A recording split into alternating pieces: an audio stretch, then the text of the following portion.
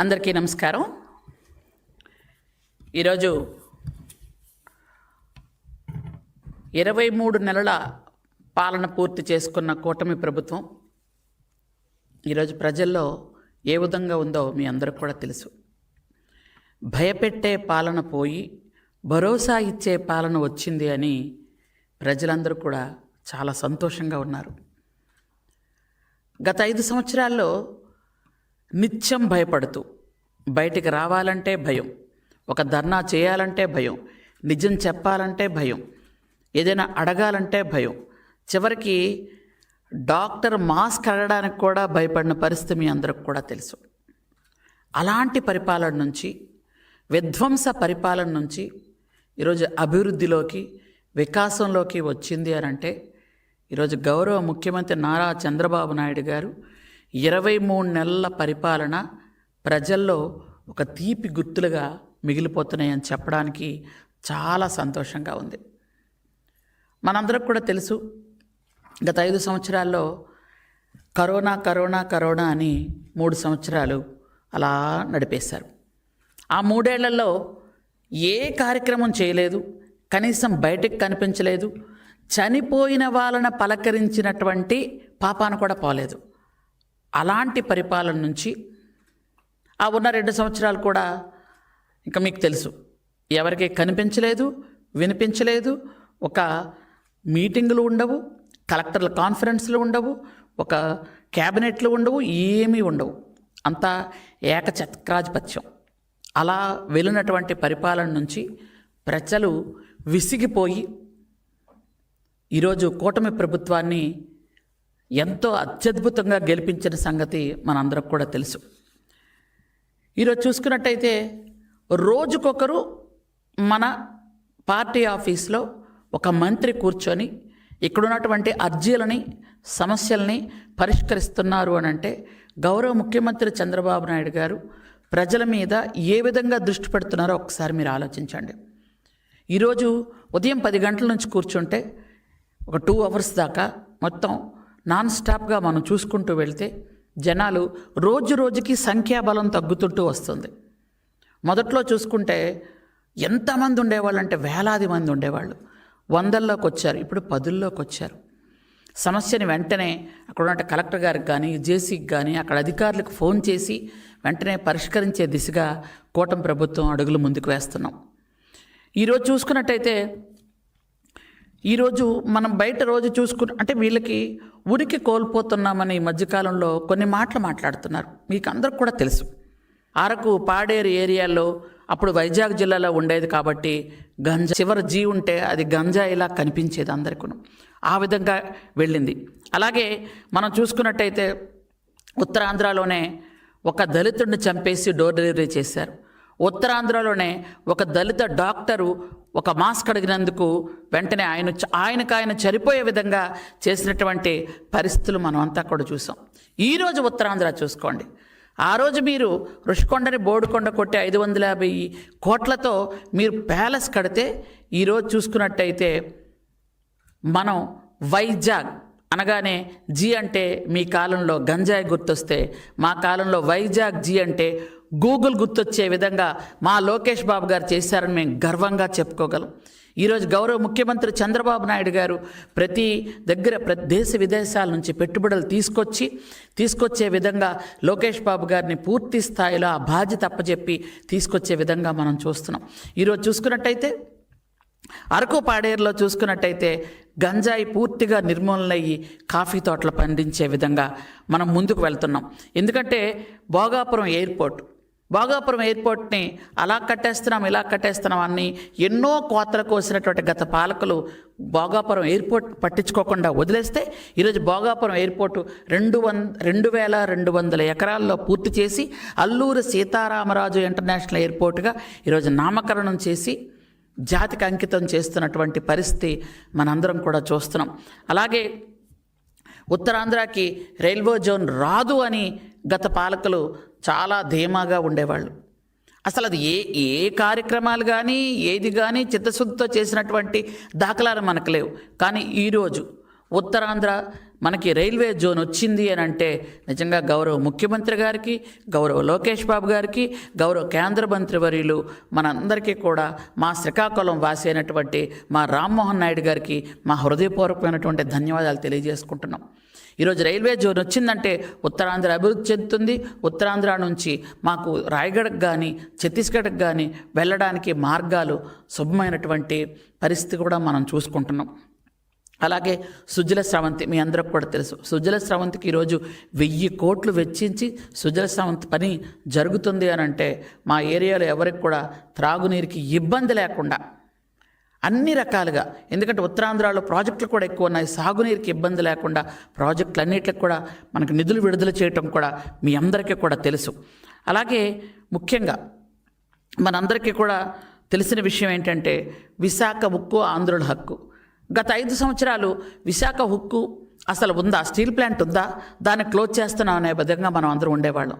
కానీ కూటమి ప్రభుత్వం వచ్చిన తర్వాత గౌరవ ప్రధానమంత్రి వర్యులు దాదాపు 12,000 కోట్లతో మొట్టమొదటిసారిగా దానికి నిధులిచ్చి దాన్ని విశాఖ ఉక్కు ఆంధ్రుల హక్కు, దీని ఆత్మ గౌరవంగా భావిస్తున్నారని ముందుకు నడిపించిన పరిస్థితి. ఈరోజు నిన్న లేదు మొన్న మరొక 8,000 కోట్లు, అంటే దాదాపు 20,000 కోట్లతో ఈరోజు స్టీల్ ప్లాంట్ పనులు మొదలుపెట్టి లాభాల బాటలోకి వెళ్ళడానికి పూర్తి సహకారం అందించినటువంటి కేంద్ర ప్రభుత్వానికి, ఇక్కడ ఉన్నటువంటి రాష్ట్ర ప్రభుత్వానికి, అంటే చంద్రబాబు నాయుడు గారికి మా హృదయపూర్వకంగా ధన్యవాదాలు తెలియజేసుకుంటున్నాం. ఎందుకనంటే అసలు విశాఖ ఉక్కుని పూర్తిగా వదిలేసిన పరిస్థితి. అక్కడ ఉన్నటువంటి ఉద్యోగస్తులు కూడా ధర్నాలు చేసినా, నిరాహార దీక్షలు చేసినా పట్టించుకోని పరిస్థితి ఆనాటిదైతే ఈరోజు మళ్ళీ మనకి విశాఖ ఉక్కుని అది లాభాల బాటలోకి తీసుకెళ్ళినటువంటి పరిస్థితి ఈనాడు కనిపిస్తుంది. కాబట్టి ప్రజలందరిలో ఆనందం కనిపిస్తుంది. అలాగే అనకాపల్లిలో ఆర్సెలమిట్టలు మీ అందరికి కూడా తెలుసు, దాని శంకుస్థాపన జరిగింది. కొన్ని వేల ఉద్యోగాలు రావడానికి కూడా మనకి రెడీగా ఉంది. అలాగే వైజాగ్లో టీసీఎస్ మీ అందరికి కూడా తెలుసు, 14,000 కోట్లతో పెట్టుబడి వస్తే అక్కడ 12,000 మందికి ఉద్యోగాలు వచ్చే అవకాశం కూడా కనిపిస్తుంది. ఇలా 1 కాదు 2 కాదు, మనకు ఉత్తరాంధ్రలో అన్ని విధాలుగా మనం అభివృద్ధి చెందడానికి ముందుకెళ్తున్నాం. ఎందుకంటే ఉత్తరాంధ్రలో మీరు చెప్పుకున్నట్టయితే ఒక ఎయిర్పోర్ట్, ఒక రైల్వే జోన్, కొన్ని ప్రాజెక్టులు, ఈ టీసీఎస్ కానీ గూగుల్ కానీ ఇవన్నీ కూడా రావటం వల్ల మనకేంటంటే అక్కడ ఉన్నటువంటి మా ఉత్తరాంధ్ర ఉన్న యువత అందరికి కూడా ఉద్యోగాలు వచ్చే పరిస్థితి ఉంది. ఈరోజు గిరిజన యువత ఆ రోజు గంజాయికి బానిసలై గంజాయిని వాళ్ళ ద్వారా రవాణా చేయించుకున్నటువంటి కింగ్ పిన్స్ ఎవరైతే ఉన్నారో ఈరోజు ఆ యువత అందరూ కూడా ఆ గంజాయి రవాణా మానేసి, ఎందుకంటే గంజాయి పూర్తిగా నిర్మూలన జరిగింది. మీ అందరికి కూడా తెలుసు, గంజాయికి ఒక 5 మెంబర్స్ని వేశారు. ఎందుకంటే హోమ్ మినిస్టర్ గారు, అలాగే లోకేష్ బాబు గారు, నేను, అలాగే హెల్త్ మినిస్టర్ గారు, అలాగే పర్యాటక శాఖ మంత్రి, మేమందరం కలిపి దాన్ని చాలాసార్లు మీటింగ్లు కూడా పెట్టుకోవడం జరిగింది. ఈరోజు గూగుల్ సంస్థ వచ్చింది, ఉద్యోగాలు వచ్చాయని మనందరం కూడా ఆనందపడుతున్నాం. కానీ మా గిరిజన ప్రాంతాల్లో మాత్రం గంజాయి పోయింది, మాకు కాఫీ వచ్చిందని ఎంతో సంతోషంగా ఉన్నాం. ఎందుకంటే మా పిల్లల తాలూకా భవిష్యత్తు ఈరోజు మీకు ముఖ్యమని అనుకుంటున్నాం. కాబట్టి మా పిల్లలకి ఈరోజు ఇటుపక్క చూసుకుంటే ఇంటర్నేషనల్ ఎయిర్పోర్ట్లో కానీ, రైల్వే జోన్ కొత్తగా వచ్చింది కాబట్టి కొన్ని ఉద్యోగాలు కానీ, టీసీఎస్లో కానీ, గూగుల్లో కానీ మళ్ళీ మా యువత, మా గిరిజన యువతకు ఉద్యోగాలు వస్తున్నాయి. గిరిజనులకి ఎప్పుడైనా మంచి జరిగిందంటే ఆ రోజు నందమూరి తారక రామారావు గారు, ఈరోజు చంద్రబాబు నాయుడు గారు, ఈరోజు మా సోదరుడు లోకేష్ గారు తాత తండ్రుల దగ్గర నుంచి చేసుకుంటూ వస్తున్నారు. గిరిజనులందరికీ కూడా ఈరోజు మన సూపర్ 6 పథకాలు గిరిజనులకు ఎంత బాగా మేలు చేస్తున్నాయో మీ అందరికీ నేను ప్రత్యేకంగా చెప్పనవసరం లేదు. కాబట్టి ఈ విధంగా మన ఆంధ్రప్రదేశ్ని అభివృద్ధి చెందుతూ, ఎందుకంటే ఈ మధ్యకాలంలో నేను కొంతమంది బూతుల మంత్రులే, ఎందుకంటే వాళ్ళ నోట్లో నుంచి నీతులు వస్తే చాలా వెటకారంగా అనిపిస్తుంటుంది అందరికీ. వాళ్ళు మాట్లాడుతున్నారు, ఈరోజు అమరావతి కట్టడం అంత అవసరమా, ఇన్ని వేల కోట్లు ఖర్చు పెట్టడం అవసరమా అని అడుగుతున్నారు వాళ్ళు. మీరు ఋషికొండని బోడికొండ కొట్టేసి 550 కోట్లతో కట్టారే, చదరపడుగు ఎంత, దాని రేట్ ఏంటి, అమరావతి కడుతున్నటువంటి చదరపడుగు ఎంత? అంటే ఇంతమంది 5 కోట్ల మంది ప్రజలకి అమరావతిలో రాజధాని కట్టడానికి మీకు అక్కర్లేదు. ఇద్దరికి మాత్రం 550 కోట్లతో ఒక ఇల్లు కట్టుకోవాలి. మీకు అమరావతిలో చాలామంది 33,000 మంది రైతులు వాళ్ళు భూమిని నిజంగా వాళ్ళు ఎంత పెద్ద మనసుతో ఇస్తే మీకు అది అక్కర్లేదు. అక్కడ కబ్జాల మీద కబ్జాలు చేసి అందరి తాలూకా ఆస్తులు లాగేసుకొని మీరందరూ కూడా ప్రతి ఒక్క జిల్లాకి ఒకరిని పెట్టుకొని మీరు ఆస్తులు వాళ్ళందరి దగ్గర కబ్జా చేసుకొని పొలాలు కబ్జా చేసుకొని వాళ్ళ డబ్బులు తినేయచ్చు. కానీ ఇక్కడ రాజధాని కట్టకూడదు. అంటే మీకు ఏంటంటే మీకు విధ్వంసం ఒక్కటే మీకు కావాలి తప్ప కానీ వికాసం, అభివృద్ధి, సంక్షేమం మీకు అవసరం లేదు.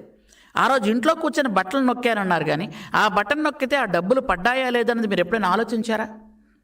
అసలు మీరు కరెక్ట్గా ఆలోచించి మాట్లాడుతున్నారా? ఈరోజు ఎన్ని హాస్పిటల్స్కి డబ్బులు, మీరు మళ్ళీ ఎన్ని గొప్పలు చెప్తున్నారంటే ఎన్నో మెడికల్ కాలేజ్ శాంక్షన్ చేశారట. అసలు ఆ విషయం బయట మాట్లాడితే సామాన్యమైనటువంటి పౌరులు కానీ పూర్తిగా చదువు రానటువంటి నిరక్షరాస్యులైనటువంటి ప్రజలు కానీ నవ్వుతున్నారు ఎక్కడ కట్టారు అని. మీరు అసలు స్థల సేకరణే జరగనటువంటి, అసలు పునాదులే తీయనటువంటి కొన్ని మెడికల్ కాలేజీలు అనుకుంటున్నటువంటి వాళ్ళు ఊహించుకొని అక్కడికి వెళ్ళి ధర్నాలు చేస్తే ప్రజలందరూ కూడా వీళ్ళని చూసి ఎంత నవ్వారో ఒకసారి ఆలోచించండి. ఎందుకనంటే ఈరోజు నేను మళ్ళీ చెప్తున్నాను, ఎందుకనంటే ప్రజల మీద ఆయనకు గౌరవం ఉండదు. ఎందుకంటే ఇంట్లో వాళ్ళ మీద ఆయనకు గౌరవం లేదు. తల్లి మీద, చెల్లి మీద, చిన్నాన్న మీద, చిన్నాన్న కూతురు మీద, వీళ్ళ మీద ప్రేమ అభిమానం లేని వాళ్ళు ప్రజల మీద ప్రేమ అభిమానం చూపిస్తారంటే మీరు నమ్ముతారా? ఎంతటి రాజకీయ నాయకుడైనా, ఎంతటి వ్యాపారవేత్త అయినా, ఎంత ఋషి అయినా, ఎంత అన్నీ జయించినటువంటి మహర్షులైనా సరే ఖచ్చితంగా వాళ్ళ ఇంట్లో వాళ్ళ మీద అభిమానం, ప్రేమ, గౌరవం, నమ్మకం ఉంటాయి, ఉండాలి. అదే మానవతా దృక్పథం. అట్లాంటిది నీ సొంత ఇంట్లోనే అమ్మ మీద ఇష్టం ఉండదు, నాన్న మీద ఇష్టం ఉండదు, చెల్లి మీద ఇష్టం ఉండదు, చిన్నాన్న మీద ఇష్టం ఉండదు, మీకేమో ప్రజల మీద ఇష్టం ఉంటుందా? అది ఎవరు నమ్ముతారు? కాబట్టే ఈరోజు ప్రజలు చీ అంటున్నారు, చీ కొడుతున్నారు. ఎంత చీ కొట్టి ఎంత చీ అన్నా సరే మీకు నిజంగా ఈరోజు మీకు ఇచ్చినటువంటి పర్సంటేజ్ ఆఫ్ ఓట్లు కానీ, మీకు వచ్చిన సీట్లు కానీ మీరు ఏ విధంగా ఉపయోగించుకున్నారు, మీరు ఏ విధంగా ప్రజల దగ్గరికి వెళ్ళగలుగుతున్నారు? ఒక్కనాడు అసెంబ్లీకి వచ్చారా? ఒక్కరోజు ఎక్కడైనా ఏ ప్రజలతోనైనా మాట్లాడారా? మీ